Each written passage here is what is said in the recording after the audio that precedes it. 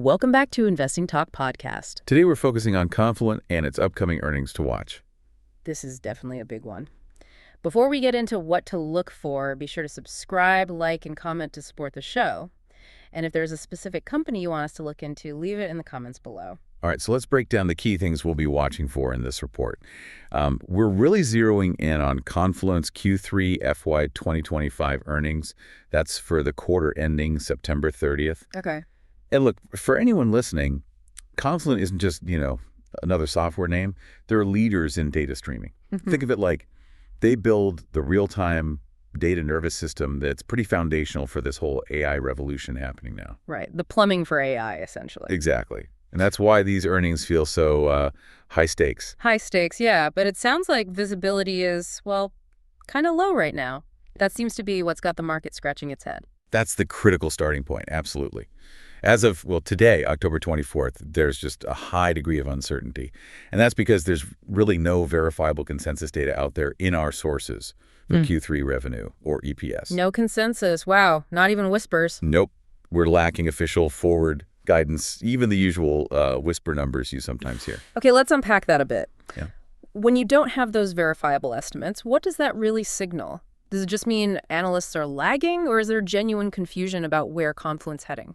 It could be a mix. It tells us analysts might not have finalized models, or maybe the market is genuinely wrestling with Confluent's shift, moving from just pure growth towards focusing more on profitability and scalable cloud use. Precisely. This lack of data just limits clarity big time. And that results in our, frankly, low confidence score for this report. We've got it at a 3 out of 10. 3 out of 10. Oof. Yeah. And that inherently bumps up the risk for volatility, big swings right after the report drops. So you're kind of flying blind without the usual analyst signposts. Makes things like position sizing really tricky. Much trickier, yeah. Risk management becomes paramount. Okay, so uncertainty means high risk. Huh. But isn't that risk also what's fueled this recent rally we've seen? Investors are betting on a payoff if they nail this AI thing. That's the other side of the coin. The momentum is coming from this narrative that their essential infrastructure, even with software maybe being a bit soft overall. The stocks jumped back about 15% in the last month. Because of AI. Because the market believes in their AI-driven enterprise data streaming strategy. Put simply, those big Gen AI models, they need fresh, real-time data to work well. Confluent's platform, built on Apache Kafka, it provides that backbone. They are the pipes. That context is key. It makes them kind of a leveraged bet on that massive, 10x growth everyone's forecasting for production AI use cases. Exactly. And looking back at Q2, that momentum wasn't just talk, right? They put up some decent numbers. They did, yeah. They impressed folks back then. Reported earnings per share of 9 cents, which comfortably beat the estimates. Okay. And their year-over-year revenue growth, still strong at over 20%, came in around $282 million.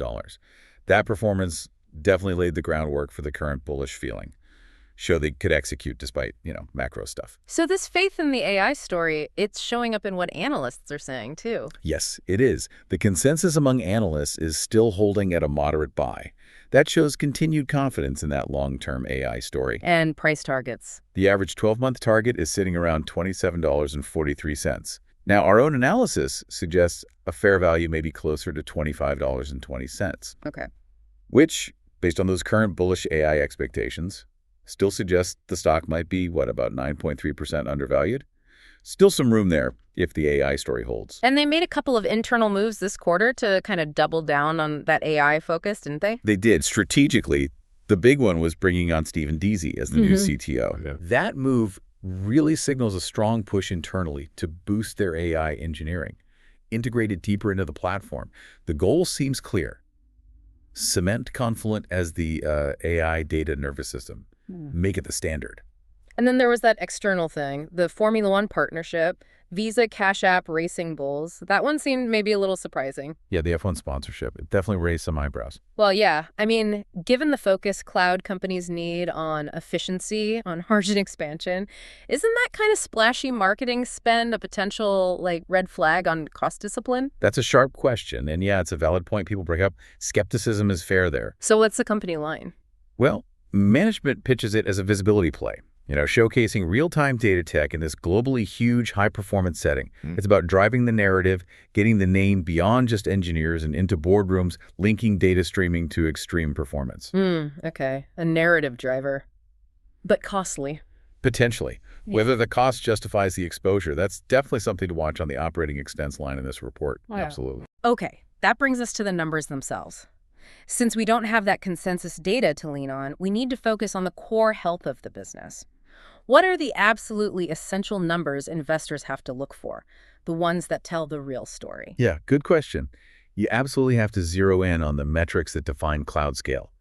Two stand out. Okay, First, cloud ARR, that's annual recurring revenue from their cloud offering. Huh. Critically, it's not just the total ARR, but the acceleration or deceleration specifically from cloud. That's the main investor focus now. Yeah. Strong growth, especially acceleration there, could really move the stock. Right, because that's the future, the scalable part of the business. Exactly. And the second key metric, less about growth, more about efficiency. Precisely. It's gross margin. Think about it. They deliver via the cloud. Every customer uses compute, network resources. As usage climbs, so do delivery costs. So seeing margin expansion is crucial. It proves they're getting more efficient as they scale, handling more data cost effectively. That supports the whole long-term scalable business model story. And if gross margin shrinks? That's a warning sign. It suggests maybe their scaling costs are getting ahead of them, which undermines the narrative. Got it. Cloud ARR growth and gross margin expansion. Now, what about timing?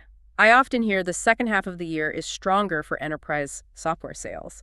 Does Confluent fit that pattern? Could that give Q3 a boost? They generally do follow that seasonal trend, Yeah. Our source material points out that Confluent typically sees stronger sequential growth in H2. Okay. So that historical pattern should provide some natural tailwind for these Q3 results, and maybe more importantly for the Q4 outlook they might give. Which means if they miss Q3... Right, if they miss Q3, you can't really blame seasonality. That would definitely raise the risk profile. Okay, so that lays out the bullish case pretty well. You've got the AI tailwind, analyst backing, decent Q2, seasonal help. But there's always a but, isn't there? And this one involves insiders. This is where the narrative kind of clashes with some data points. The biggest potential drag or source of skepticism going into the report is the sheer volume of insider selling we saw during the quarter. How much are we talking? It was notable, over 741,000 shares sold by insiders during the quarter. Now, sales happen, but that volume, especially concentrated before a really important report like this one, it catches your eye. Yeah, 741,000 shares. That's the kind of thing that can make investors nervous. Can you give us a couple of specific examples? Like, who was selling? Does it matter if it's founders versus regular employees? It definitely matters who's selling. So, for context, Director Neha Narkade, she's one of the company founders, sold about 153,200 shares back in September. A founder selling, okay. And we also saw the CFO sell 5,000 shares on September 8th, right around the $20 mark. Is CFO selling too? Yeah. And sales from directors, founders, C-suite execs, they get scrutinized more heavily, right? Because these are the people presumed to have the absolute best, most current read on the company's health and where things are headed. So when the people who supposedly know the most are selling significant chunks... It just creates this psychological weight in the market. People notice. So you have this classic conflict, right? The official filings probably say these sales are just normal trading, part of preset plans, no bad news implied. Right, the standard disclosures. But the sheer volume creates what you call perception risk. How do you weigh that against the positive AI story? That's the challenge. The perception risk definitely gets amplified for the bearish case. If Confluent reports, say, a slowdown in cloud growth, or if those operating margins disappoint if they don't show that scaling efficiency we talked about. Then the market immediately points to the insider sale. Exactly. People will say, see, they knew. The market always connects those dots. The thinking becomes, if the people running the show aren't buying or holding, why should I? Okay, so a lot riding on the actual numbers and the immediate reaction. But for someone thinking longer term, beyond just this quarter, are there other things coming up, like institutional moves or strategic stuff that could impact the stock over the next, say, 3 months? Yeah, definitely worth looking ahead, connecting this to the bigger picture. There are a couple of major institutional events on the horizon that can influence liquidity and sentiment. Like what? First, there's likely some major ETF rebalancing coming up in November. Okay, why does ETF rebalancing matter for a stock like this? Well, it forces those big passive funds that track indexes to buy or sell shares to match the index changes. This can lead to short-term, high-volume price pressure on stocks like Confluent, purely for mechanical reasons, not fundamental ones. Could push it up or down temporarily. Got it. Non-fundamental flows. And the second event. Around mid-December, we expect the institutional buy disclosures, the 13F filings. Seeing who bought in Q3? Yes, exactly. This tells the market which big hedge funds, which major institutions either started new positions or significantly added to existing ones during that third quarter, the period we're about to get results for. So if some big names were adding aggressively while things looked uncertain? That provides a huge vote of confidence after the fact. Yeah. It validates the bulls who stuck with it. Makes sense. And any more speculative catalysts, longer-term rumors or possibilities? Well, there are always those persistent rumors about a potential strategic acquisition. M&A talk. Yeah.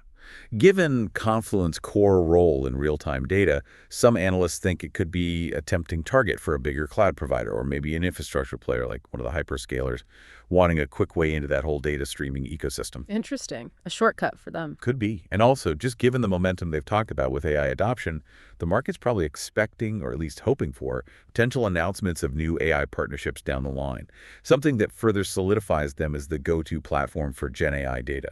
All right, so let's try and synthesize all this. It's a really high-risk, high-reward picture, isn't it? You've got a company plugged directly into this massive, very real AI tailwind that's driving the recent stock bounce. Right. But offsetting that is the significant lack of verifiable consensus data, which means we're heading into this report with unusually high uncertainty and potential for big volatility. Extremely high volatility potential. So the bottom line seems to be, this Q3 report absolutely has to deliver. It needs to show accelerating cloud ARR, and crucially, that gross margin expansion we talked about. They need that to overcome the negative perception created by all that insider selling. That is the critical summary right there. And I think the most important takeaway for listeners really shouldn't just be the headline numbers for Q3. It's about listening closely to management's commentary. What are they saying about AI use case adoption actually translating into revenue? What do the margin trends look like going forward? Does it point towards durable, scalable growth into 2026? So forward guidance and proof of scalability matter more than just beating Q3 numbers. Absolutely. In this environment, demonstrating those scalable margins, showing the business model truly works at scale as AI adoption grows, that will be far more important for the stock long term than any small beat on revenue this quarter. That's what builds real conviction.